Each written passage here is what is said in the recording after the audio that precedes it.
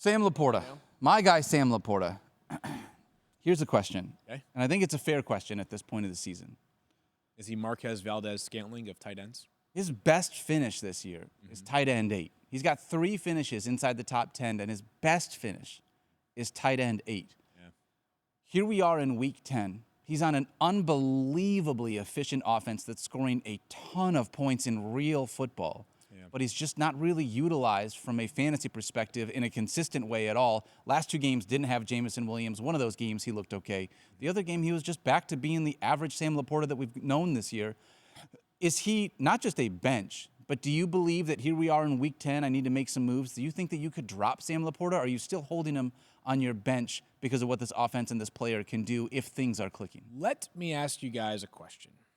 If I say the greatest sports mystery that you can recall off the top of your head, is there one that immediately comes to mind? Greatest sports mystery. Sports mystery. Okay, because I can't think of one other than what I'm about to nominate. What happened to Sam LaPorta? Like, and not like he did not change as a player. It's just, I've said this many, many, many times. And I'm going to take this a step further to another player in this offense, is that, like, I would have thought coming into the season that he had one of the safest paths to relatively close to what he was last year. Maybe not getting to 10 touchdowns because that's hard to do, but being a top 2 tight end was very much in play. And I got to be honest with you, maybe things will change a little bit once this team, maybe, I'm trying to think if are they going to face tougher competition? Like, every team they play, they curb stomp like they're a junior varsity team out there. But what we have seen this year is arguably the most impressive sharing experience of all time. Like, I want my kids to just model their game after the Lions. Share like the Lions. Sam LaPorta, who's 27th amongst tight ends in targets and catches, is an awesome player. Amon-Ra St. Brown is spectacular, and he's still obviously a lineup block. Even Amon-Ra, relative to like 5th or 6th overall pick, pretty clearly was not the guy that should have been going ahead, potentially, of some of the other nuclear options that were available right there as well. He's great. I'm not saying Amon-Ra has been the reason you've lost, but like... Wait, it was like Jefferson or Chase. Jefferson, Chase, Saquon, A.J. Brown, like all of those players, week in, week out, I would rather have over Amon-Ra right now. Just because he's just not seen crazy, ridiculous volume. So it's just been this bizarre thing with the Lions. Like, to get us back to the question that you're going to, is he droppable? I think the answer is yes.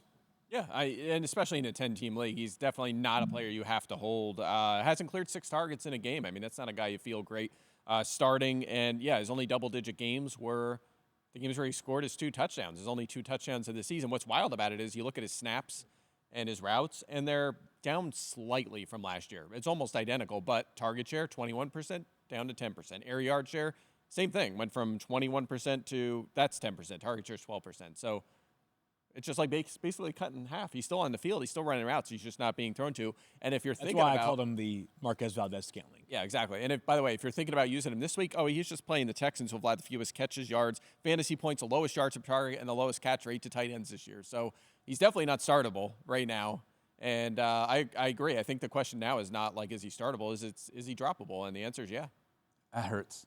It hurts because it does feel like they're slightly different, and we've talked about this, but like the NFC version of Mark Andrews, where you have an offense that's scoring a ton of fantasy points. Yeah. You have a tight end that you've seen be a superstar in the league, and yet for some reason, mind you, Mark Andrews at least had double-digit fantasy points. I think he got in the end zone for all the games that he's also had double-digit fantasy points, just like Sam LaPorta.